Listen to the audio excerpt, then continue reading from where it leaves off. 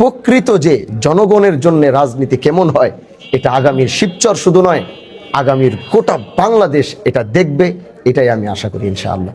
আমি বিগত দিন এই কথাটিও বলেছি যে ইনশাআল্লাহ আমি হানজালা যদি আগামীতে জাতীয় সংসদে নির্বাচিত হই, আমি কথাটা বলেছি, আজ আছে আপনারা সাক্ষাৎকার নিচ্ছেন, হয়তো আবার আরেক দিন আসবেন, আবার সাক্ষাৎকার নেবেন, হয়তো সেদিন আমার বলতে হবে না, আপনারাই হয়তো বলতে পারবেন যেই দেশের মানুষ আমার কাছে আসার আগে হানজালা তার কাছে পৌঁছায় যাবে। এটাই হলো আমার চাওয়া। মানে রাজনীতি কি জিনিস হয়তো অনেক মানুষেরা জানে না, বুঝে না। আমি তাদেরকে নতুন করে আরেকবার একটু রাজনীতি দেখাইতে চাই, রাজনীতি শিখাইতে চাই। প্রকৃত যে জনগণের জন্য রাজনীতি কেমন হয় এটা আগামীর শিবচর শুধু নয়, আগামীর গোটা বাংলাদেশ এটা দেখবে, এটাই আমি আশা করি ইনশাআল্লাহ। এবং এই শিবচরের উন্নয়নের কথা যদি আমি বলবো, এখনো অনেক কিছু আছে শিবচরে করার মতো। বিশেষ করে যখন আমি হাসপাতালগুলোতে যাই, রাতের বেলা কত মানুষকে দেখলাম, শেষ নিঃশ্বাস তাদের হাসপাতালের আল্লাহ পাক নিয়ে গেছেন, কিন্তু হাসপাতালের চিকিৎসা ব্যবস্থার অবনতির কারণে অনেক মানুষের শিবচরের বাজারে এসেই শেষ নিঃশ্বাস ত্যাগ করতে হয়। অনেক মানুষের রক্তক্ষরণ এমনভাবে হয়, শিবচরের হাসপাতাল থেকে নেমে এই হয়তো নওডুবা আসতেই অনেকের নিঃশ্বাস বের হয়ে যায়, অনেকের নিঃশ্বাস পদ্মা টোল পার হলেই বের হয়ে যায়। এটা আমাদের জন্য অনেক ব্যর্থতা। এত বড় হসপিটাল, কিন্তু সেটার ভিতরে আমি দেখেছি চিকিৎসার কোনো ভালো ব্যবস্থা নাই। এই শিবচরে একটা আইসিইউ নাই। আমার সবচেয়ে বেশি কষ্ট এখানে যে একটা মানুষের যে লাইফ সাপোর্টের প্রয়োজন, আইসিইউর যে প্রয়োজন, আমি দেখলাম গোটা একটা শিবচরের কোথাও একটা লাইফ সাপোর্টের ব্যবস্থা আমি দেখলাম না ঠিক মতো। আমার ইচ্ছা, আল্লাহ যদি বাঁচায়, শিবচরের মানুষ এবং মা বোনদের ঢাকামুখী যেন না হতে হয়, এটাই আমার চাওয়া। কেন ঢাকা যেতে হবে? কেন ঢাকার পথে রওনা দিতে হবে? শিবচরের ভিতরে এরকম স্বাস্থ্য সেবা হবে, এদেশের গরিব দুঃখী মানুষের যেন কষ্ট করে 5,000 টাকা দিয়ে অ্যাম্বুলেন্স ভাড়া করে তার যেন ঢাকা যেতে না হয়। এতটুকু আশ্বাস আমি দিতে পারি, এতটুকু ব্যবস্থা আল্লাহ যদি আমাকে বাঁচায় আমি করব। শিবচর ঢাকার সবচেয়ে কাছের এলাকা, সবচেয়ে পাশে এলাকা। মাত্র আমি যখন মাঝে মাঝে গাড়ি চালিয়ে ঢাকার থেকে রওনা হই, আমার এরকম আছে আমি 55 মিনিট 57 মিনিটে আমি ঢাকা থেকে বাহাদুরপুর চলে আসি। এত নিকটতম একটা ঢাকার সবচেয়ে কাছে, এখানে জায়গা আছে, জমি আছে, যুবকদের কর্ম ব্যবস্থা করার জন্য এখানে অনেক বড় বড় প্রজেক্ট করা যাবে। আলহামদুলিল্লাহ, বাংলাদেশের সব বড় বড় শিল্পপতি, যারা বড় গ্রুপ অফ ইন্ডাস্ট্রি, যারা সবাই আমার ব্যক্তিগত বন্ধু বান্ধব। এটা হয়তো আপনারা অনেকে দেখেছেন। প্রত্যেকেই বাংলাদেশের যত বড় বড় গ্রুপ অফ ইন্ডাস্ট্রি আছে, প্রত্যেকে আমি চেষ্টা করবো ইনশাআল্লাহ আমার এই শিবচরের ভিতরে আমি বাংলাদেশের সব শিল্পপতিদেরকে আমি এখানে নিয়ে আসবো। আমি তাদেরকে বলবো, গিয়ে দেখেন ঢাকার এত কাছে কোনো শহর আপনারা পাবেন কিনা।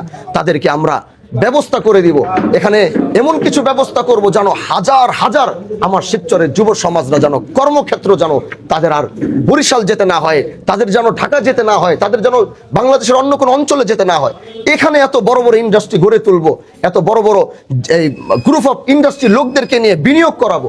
আমার দেশের সন্তানদেরকে অন্য কোথাও গিয়ে চাকরি করতে হবে না, তারা বাড়ির পাশে চাকরি করে রাতের বেলা বাড়িতে গিয়ে ঘুমাতে পারবে ইনশাআল্লাহ।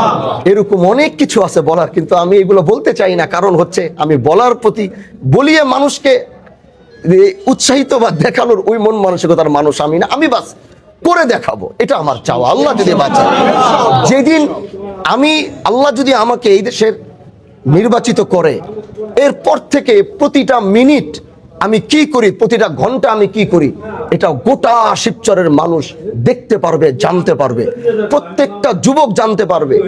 আগামী 5 বছর আল্লাহ যদি আমাকে নিযুক্ত করে বা আমি যদি আসি, আগামী 5 বছরে এরকম এক শিবচর গড়ে তুলবো ইনশাআল্লাহ। যদি বেঁচে থাকি তাহলে তো দেখবে, আর যদি কোনো কারণে দুনিয়া ছেড়ে চলে যায়, পরবর্তীতে যারা আসবে, যেই সমাজ ব্যবস্থা গড়ে তুলে দিয়ে যাব, যেই ইনসাফের শিবচর গড়ে তুলে দিয়ে যাব, আমি যদি মরেও যাই, আমার পরে এসে কেউ চাইলেই এই ইনসাফের শিবচর ভাঙতে পারবে না ইনশাআল্লাহ। এটাই আমার চাওয়া। আমি এই জন্য বেশি একটা বলতে চাই না, বাস মানুষের জন্য করতে চাই, জনগণের জন্য করতে চাই, ভালোবাসা দিয়ে করতে চাই, কোনো রাগ গোচ্ছা নয়। যারা আরো অনেক প্রার্থীরা দাঁড়িয়েছে, সবার জন্য শুভকামনা রইল। আল্লাহ সবাইকে সুস্থতার সাথে, এখন পর্যন্ত আমাদের কারোর সাথে কোনো ভেদাভেদ হয়নি। আমি যারা যারা আরো প্রার্থী রয়েছেন তাদের প্রতি আমার একটা বার্তা থাকবে, প্রত্যেকের দলের নেতৃবৃন্দকে আমরা তাদেরকে নিয়ন্ত্রণ করব, কেউ যেন উগ্র না হয়। আমাদের শিবচর যেন সুন্দর ফেয়ার একটা ইলেকশন, ফেয়ার একটা নির্বাচন আমরা গোটা বাংলাদেশকে দেখাইতে পারি যে আমাদের শিবচরে 102টা কেন্দ্র কোথাও কোনো দুর্নীতি হয়নি, কোথাও কোনো উল্টাপাল্টা হয়নি, কোথাও কোনো ধরনের কারচুপি হয়নি। এরকম একটা নির্বাচন আমরা এই শিবচর থেকে গোটা বাংলাদেশকে উপহার দিতে চাই ইনশাআল্লাহ। এজন্য সাংবাদিক ভাইরা যারা আছেন, আপনারা কষ্ট করে এসেছেন, আপনাদেরও আন্তরিক মোবারকবাদ। এবং আপনাদের কাছে আমি অনুরোধ করব, এই বর্তমান যুগে সোশ্যাল মিডিয়াটা হেভি একটা পাওয়ারফুল জিনিস, এটাকে আপনারা সৎভাবে ব্যবহার করবেন। এখানে এটাকে আপনারা একদম দেশের জন্য শিবচরে, আপনার এখানে যারা সাংবাদিক বৃন্দ প্রত্যেকে শিবচরের, আপনাদের ভিতরে শিবচরের প্রতি ভালোবাসা আছে, এজন্য অন্যায়কে আপনারা অন্যায়ভাবে তুলে ধরবেন। আমি হামজালার কোনো ভুল দেখলে আমার অন্যায়কে আপনারা অন্যায় করে দেখবেন, আমার ভালো যদি হয় ভালোটাকে আপনারা তুলে ধরবেন।